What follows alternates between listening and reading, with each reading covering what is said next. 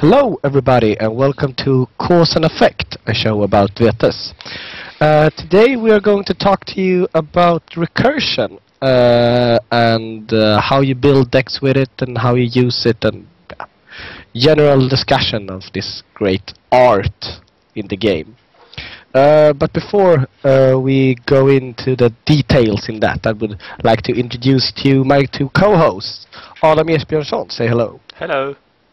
And Isak Bjärmark Esbjörnsson. Hello. Hello. Yeah. Okay, so how has your Vetes week been, guys? We get nervous. You said, oh, it's been good, both of you, and then I was like, yeah, okay. Well, Adam, go first then. Yeah. We played a few games yesterday. It was quite fun. Yeah. I got to try out one of Isaac's decks, and that was fun. Okay, so how did it do? Did you win? Yeah, I won with that deck, and I won another game as well. So overall, good. Was it because of the deck or because of the player? Always the player when I'm playing, always the deck when someone else is playing. One of your decks. Okay. So Isak, how was your week then? Yeah, it was okay. I played 3 games with Adam yesterday, so I lost 2 of them, but I won 1 of them with a deck I borrowed from Adam. So, but he won with one of my decks. So all in all, 2 wins for Adam and 1 win for me. So yeah, it was okay. And you? Have you managed to play anything? No, I've worked all week. So I had a rough life to live. All yes. Work and no play makes Anders a dull boy. Yes. Let's go on. No need to talk more about this. Okay. So today we are going to talk about recursion. Why are we talking about that, Isak? Mostly because our awesome viewers tipped us to do that, send us an email, but more importantly because it's awesome. I think even more so, recently, over the last few years, there's been an increasing amount of use and abuse of recursion as a deck building and playing strategy. It's such a huge part of the game now. It would be negligent of us not to talk about it. Negligé? Yeah. No, Oh. it's not the same thing. Almost. Okay, so then Adam, what's all the fuss about? Well, all the fuss about recursion. Yeah, I think it's just if you want to put it simply, it's that you rebuild your deck during the game. I think that's like, if you just want to put it down to one single thing, I think that's it. You get to do some choices with your deck building as the game goes on, and that's quite strong. It's really it makes a deck more adaptive. Yeah, okay. Especially that part with the deck building mid-game. I think is very important to hold on to when you are thinking about recursion. Okay, so we should probably just go out and name our usual suspects. That's of course Ashur Tablets Liquidation. Yeah. So when you play these cards, why do you play them? Like, it's mainly pool or mainly for the card abuse, Isak? Most obviously, it's the card abuse that's the strong part. Ashur Tablets could has easily been Ascendance if you're only after the pool. There's really no comparable part with Liquidation, but I guess if you're only after the pool, it's probably better to play a con boon deck. So that is an added benefit that's very neat and makes the decks works better. I'm not entirely sure if this were playable if both Ashur Tablets and Liquidation said that you gain no pool at all. But the main part being the card shuffling or card recursion stuff is the most important part of these 2 cards. And also actually, I think that liquidation is kind of a bad pool game master. It costs a lot, actually. The master phase action is, of course, really expensive. You only get one each turn. Do not replace during your entire turn. If that's like a critical turn, say turn 5 or 6, do not replace during that turn is really, really bad. And it's, of course, it's always bad not do it. And if you just want to add liquidations only for pool gain, you need to increase your library size by 7 cards. Because ideally you want every game just last as long as your deck has to last as long as every game does. And if you add liquidation, you need to add liquidation and 7 more cards. And this benefit does not outweigh 3 pool. It's better to slim your deck by 7 cards than to gain 3 pool in almost every single case. Yeah. Yeah. So you have to have a goal with discarding cards in the ash heap. Mm-hmm. It has to be used in some way for it to be beneficial. Yeah, and that's of course where Ashur Tablet comes in. Yeah. Yes. And both of these are masters, and both of them give pools, so they work real well together. It's like it's an obvious way of playing them. Yeah. The synergy between these two is so obvious that I don't think anyone misses it. Like both masters, both gain pool, and both like neglect. Like the drawback of liquidation is neglected by the advantage of Ashur Tablets. So it makes so much sense playing them together. Yeah. Okay, so we established that they're good, but when should you put them in a? When should you use them in a deck? Adam. These two specifically, of course, you're going to need extra master phase actions. On top of all, like the say 10 to 15 masters you normally want to play in any deck, you would want to include around 6 copies each of these. You need extra master phase actions to make that work. It's not possible in any other way. And I think like that's a setup thing, but it's also not possible to do in every single deck. Some decks are more suited to recursion than others. And this of course goes back to which minion cards you can put back into your library and then make use of later in the game. Because there should not be a goal in itself to rebuild your library. You need to want to rebuild your library for some purpose. Like if you only play Dementation, Stealth Bleed, and after you play your third Ashur Tablets, it will only end up you putting an additional 13 bleed card back in your deck. If you only play the bleed, then you don't gain that much from Ashur Tablets, really. Mm-hmm. It's only you only run a risk of making a bad draw when you replace or some such, because you have more masters than you should ordinarily. So you have to have a greater plan. Why do I want to change my deck mid-game?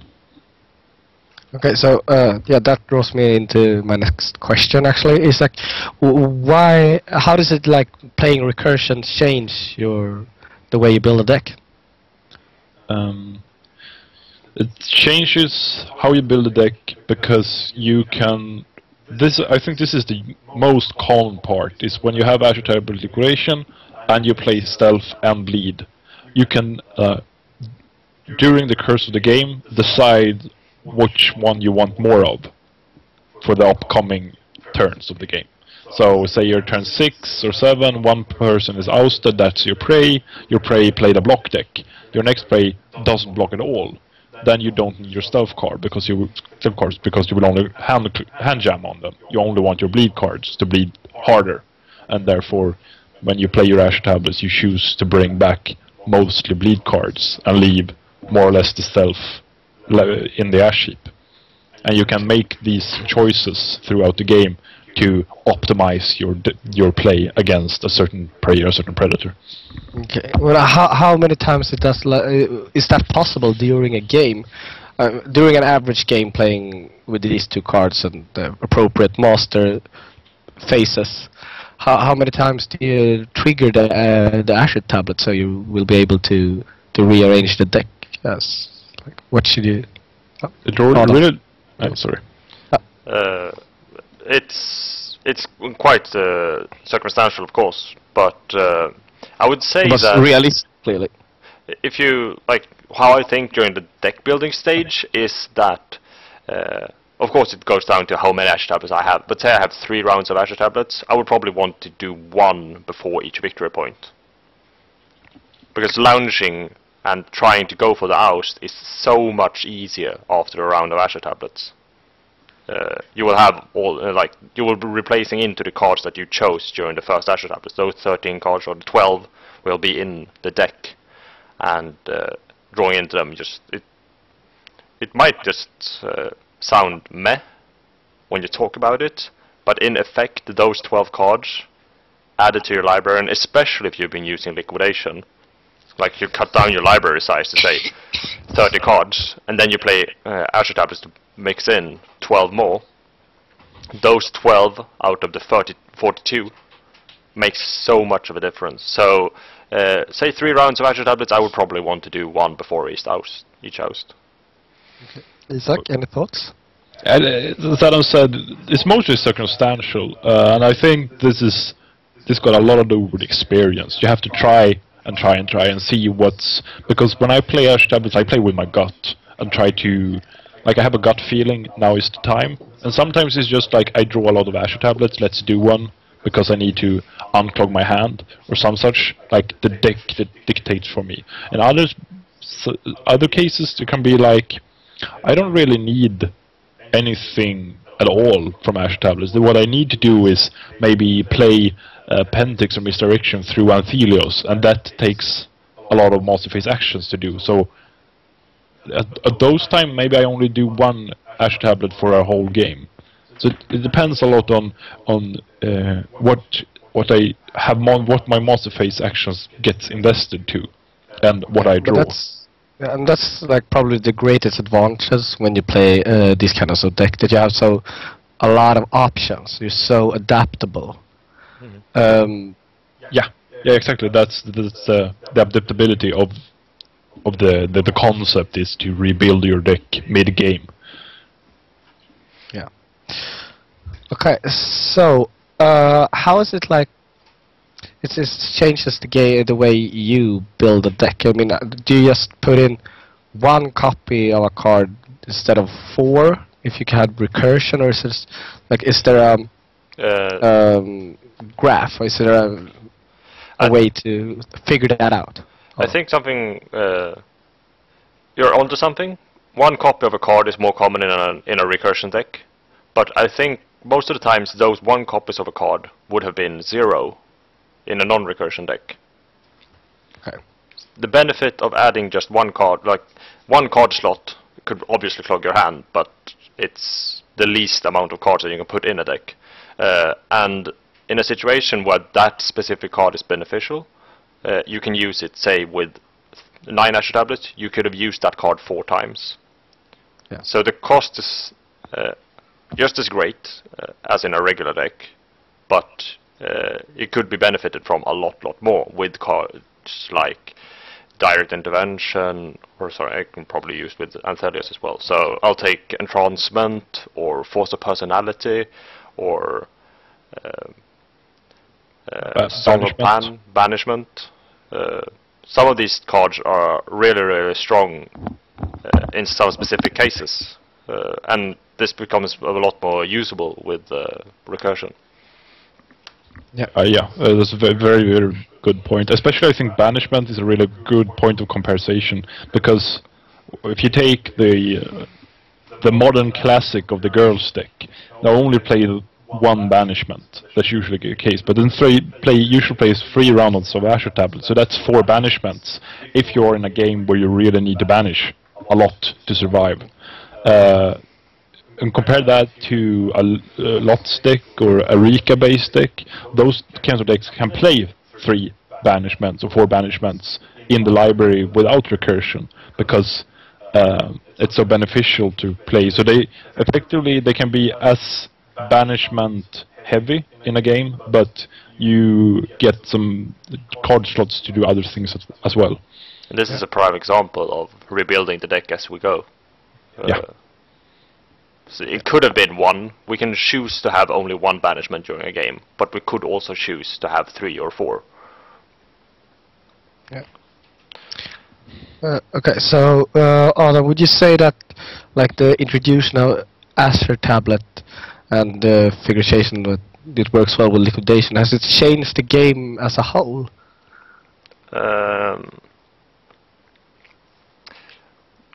In a way, it has given longevity to decks which normally don't have it.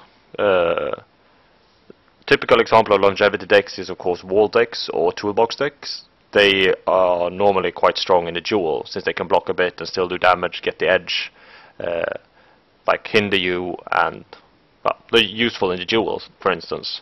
Ashur Tablets gives stealth bleed decks and rush decks, which are not longevity decks. They are regularly, like before Ashur Tablets, they would have been just as strong during the entire game. They don't have that build-up thing.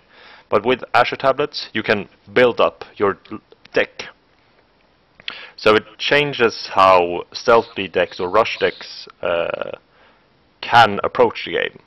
You can play for a long-term game with Ashur Tablets or recursion like this, in a way that wasn't possible before, I don't think. Yeah, I think this is a very good point, that there is a setup in Ashur Tablets and Liquidation that most commonly or traditionally is associated with sport bikes or media locations or magnums or some such. Yeah. And in this case, you get 2 more Lost in Crowds, and that's really good. Yeah. Sorry. So, so how do you play against these kinds of decks, Isaac? It's very tough. The archetypes with Ashur Tablet Liquidation, especially Gers, but some other archetypes as well, that they perform really well. They are very strong cards. But I have been shafted by sudden reversals at times. Like, if you...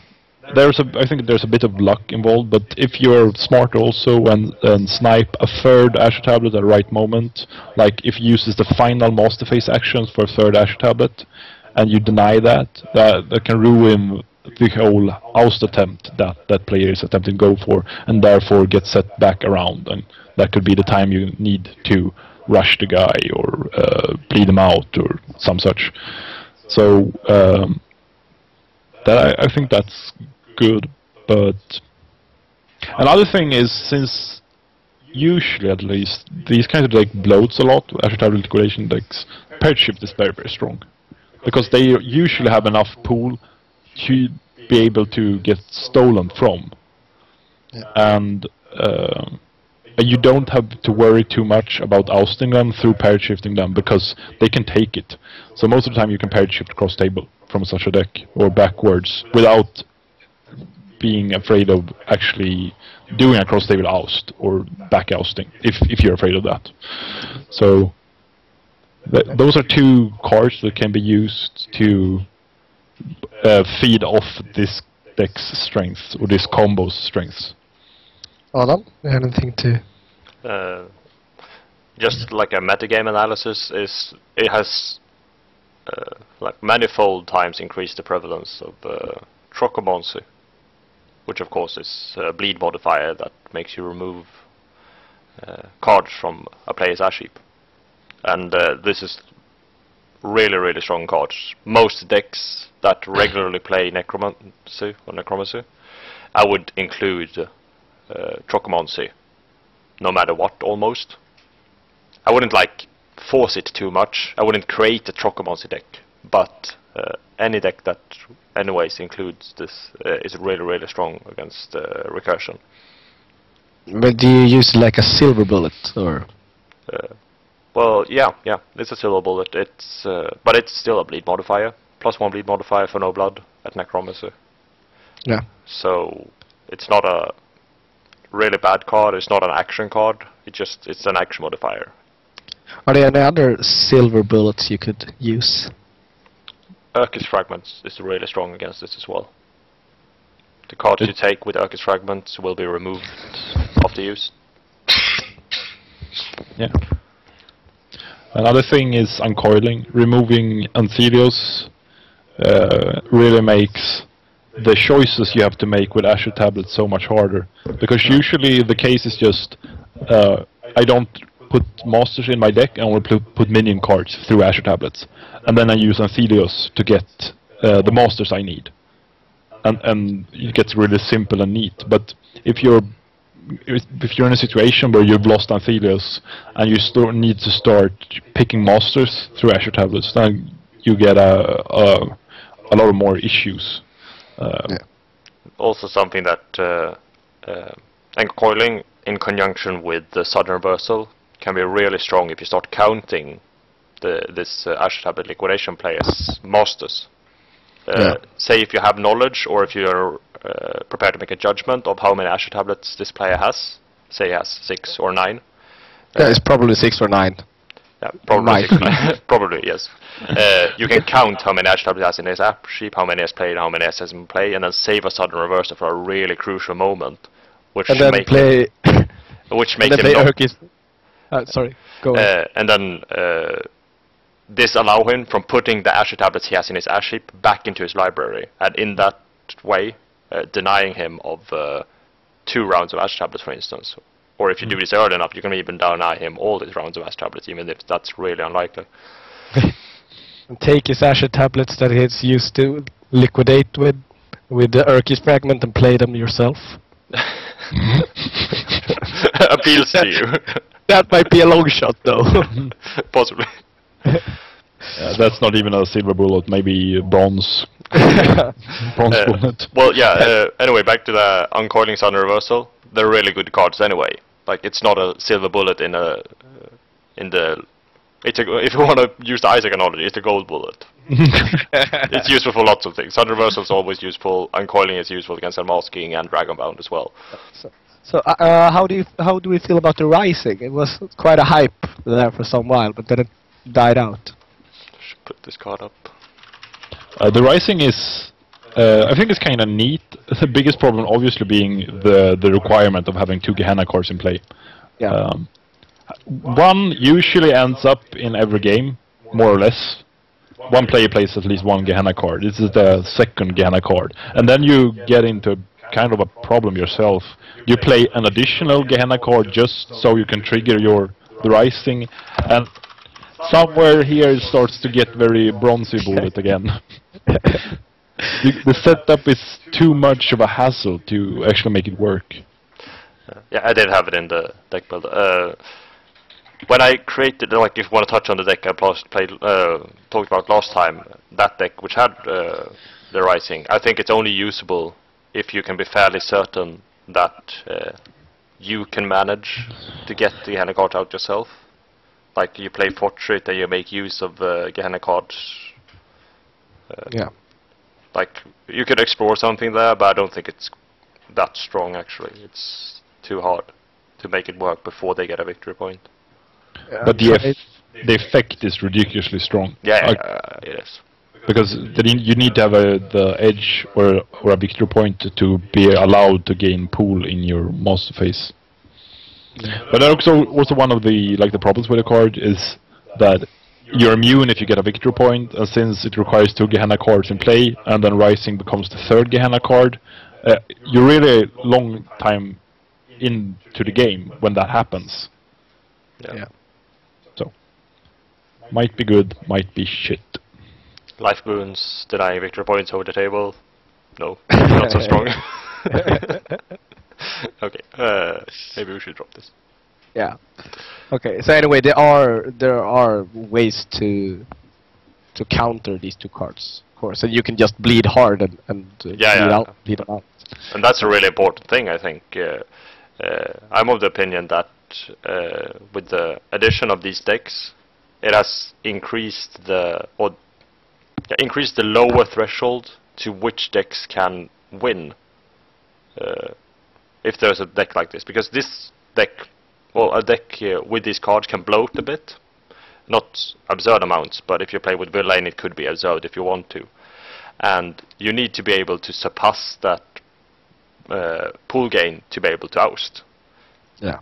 So it puts it's a lot of responsibility to build a deck that can oust Ashur Tablet Liquidation deck just simply because of the pool gain it's in it. So the really, really crappy decks can't win anymore because of these two cards. And you might wanna, if you don't like it, or if you like it, I think that's the case either way. Yeah, like the decks that before the rise of the Ashur Tablet Liquidation combo, like the decks that had 3 or 4 minions that each bled for 1, and used that as an ousting mechanic, could oust eventually. But as Adam said, with a deck that can bloat for between 3 and 6 each turn, yes, more or less just do that because it does that. It could provide a problem. If you follow me. No, that argument was flawed. Yeah, I think it does that because it does that. I think you have to explain. Yeah, you have 3 or 4. If you have 3 or 4 minions that each bleed for 1, that is your ousting mechanic. Before Ashur Tablet Liquidation, that was enough because eventually you would oust with those bleeds for 4. But as Adam said, with these 2 cards, there's no way to keep up with the bloat. But is that actually? I'm so sorry to interrupt you, but I think I got what you meant. And isn't that partially because of villain as well? And well, villain is a finite resource. Like the blood you take off the vampires is finite, and people can, and this is actually quite common, to my great surprise. People can rush cross table and diabolize you.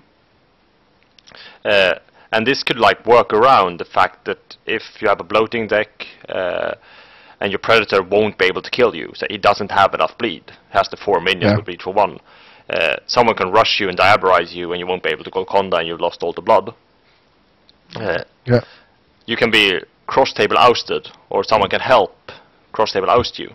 But with the masters that give you pool, Ashur Tablet and Liquidation, it's a lot harder to kill you cross table. Okay. So the predator has to kill you. The predator has to go through the Ashur Tablet Liquidation at least. It could get help with the villains, of course, but the Ashur Tablet Liquidation here more or less has to go through. And if you don't have that amount of bleed, nothing will happen. Okay. Yeah. Do we have anything more in playing against? I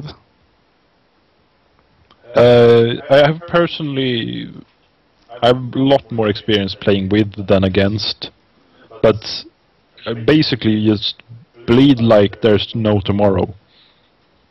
Yeah, basically, I have a lot of experience playing against these kinds of decks, and it's just basically not letting them have any room at all.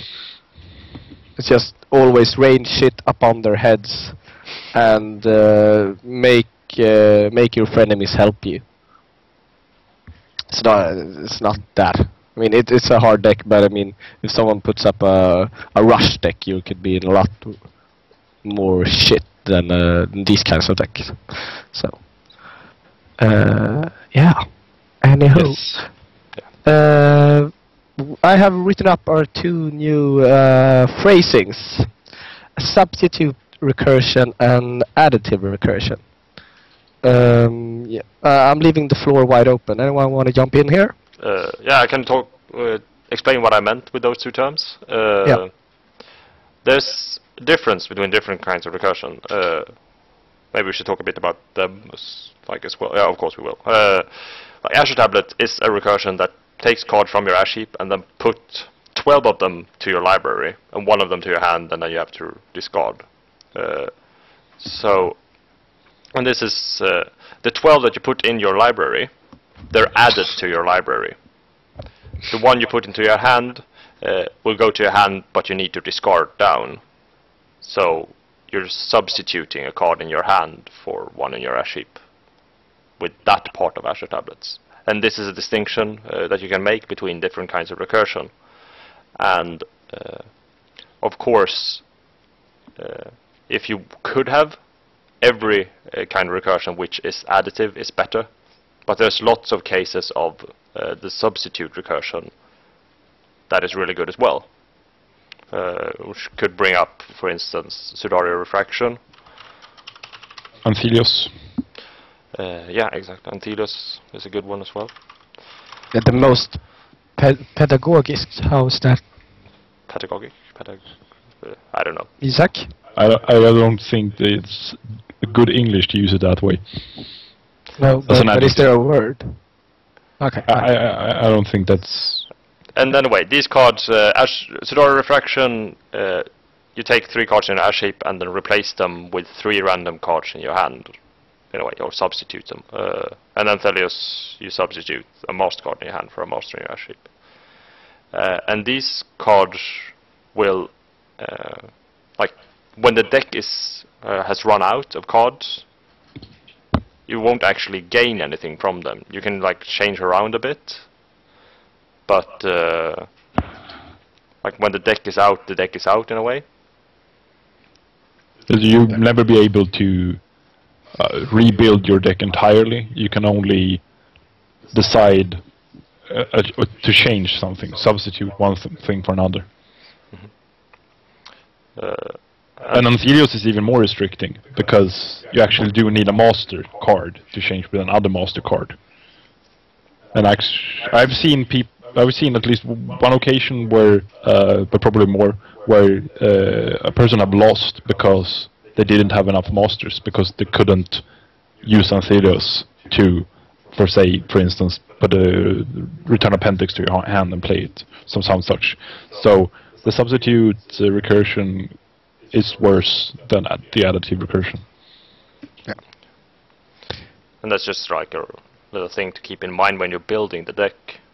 The substitute recursion requires deck size. It's a lot harder, like a 60 card deck with liquidation and Sudario refraction will probably run out of cards. But if you include Ashur Tablets instead of Sudario, for instance, you could actually make it with 60 cards. That's like a big point in deck building with these different kinds of recursion. Yeah. Okay. So, Isaac, when shouldn't you play recursion? I mean, these 2 cards, Ashur Tablet and Liquidation, they don't require anything. You can just play them. So why shouldn't you? Are you talking about recursion generally, or are you talking about Ashur Tablet Liquidation specifically? Yeah.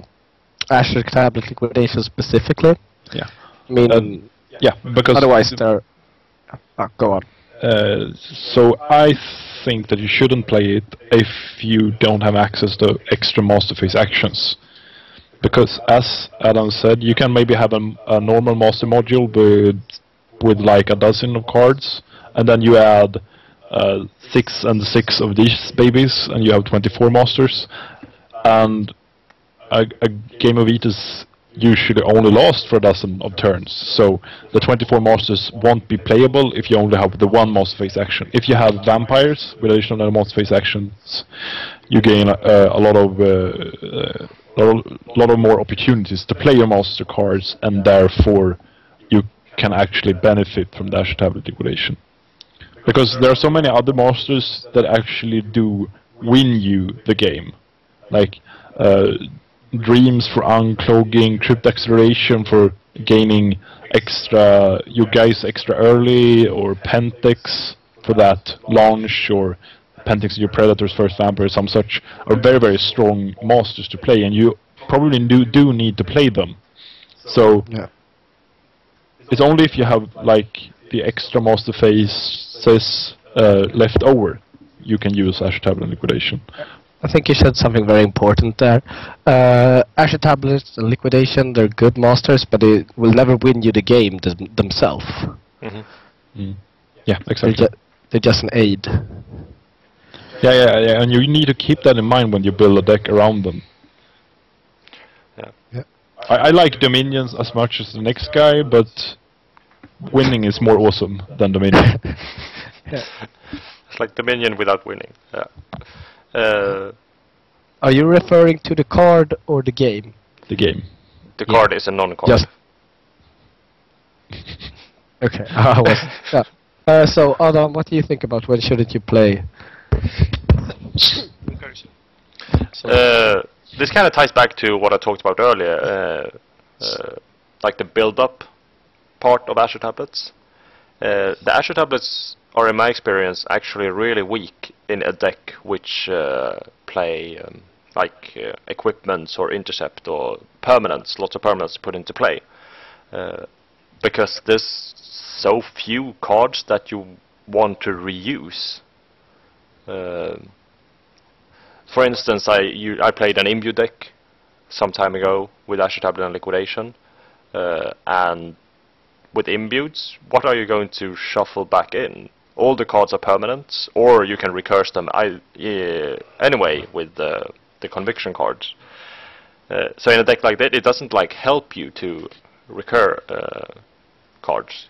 It's so much better when you have lots of minion cards or lots of cards that you want to use over and over again. That makes your actions stronger instead of like a good indicator of where you could play recursion or Ashur Tablets is if your ash heap gets full fast. Like you put lots of cards in your ash heap, you cycle lots of cards anyway. In those kinds of deck, you could include Liquidation Ashur Tablets and extra moss phase actions and make use of the Ashur Tablets to its fullest. But if you don't have a lot of cards to recur, it doesn't help you. You already have build-up. You don't need more build-up for cards that are only useful once. Yeah, that's a good point. A very good point. I think that Ashur Tablets is at its strongest when you don't play any minion cards, save transient minion cards. Yeah. So if you have a lot of equipment, for instance, Ashur Tablets is probably not the way to go. Exactly. Conversely, it's really, really strong with some cards that you might want to play once each game.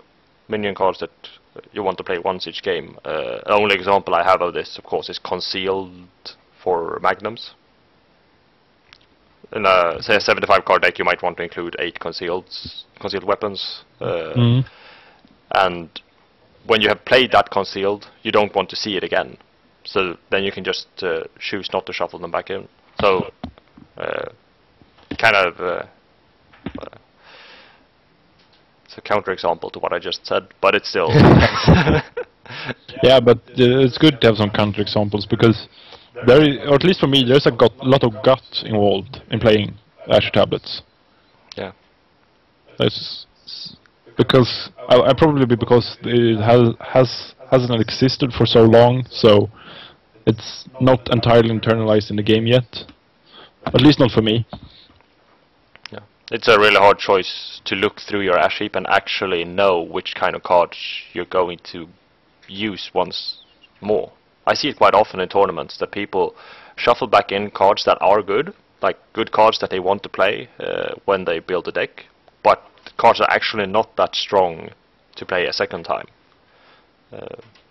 Not sure what to... if I have a good example of this. I say Villain. They're not... if you have discarded one, you will probably draw one later on anyway, and having 2 available to you later on is not that good. It's better to just wait to draw one later on. Yeah. It's a hard technique, or what you want to call it. Yeah. Yeah, technique, I think it's the right word. And I don't... this hasn't really that much to do with the game, but as stated in the chat here, another really big problem with Ashur Tablet Liquidation is that it's expensive. Like one set of Ashur Tablets, I think, is something like $50 or $60. So that's 3 of them, and you probably need 6 or 9, so that's $150, $180 or something like that. And then you need to buy the liquidations, so it's very, very, very expensive to play, unfortunately. Yep. Yeah. So that could be another reason not to play it. Yeah, of course. I mean, that's why I personally believe that that in your play groups you should allow using proxies. when you play friendly games, so people can learn when to play, how to play, and when. Yeah, exactly. I think. Well, at least if you're preparing for tournaments, it's Yeah. definitely true.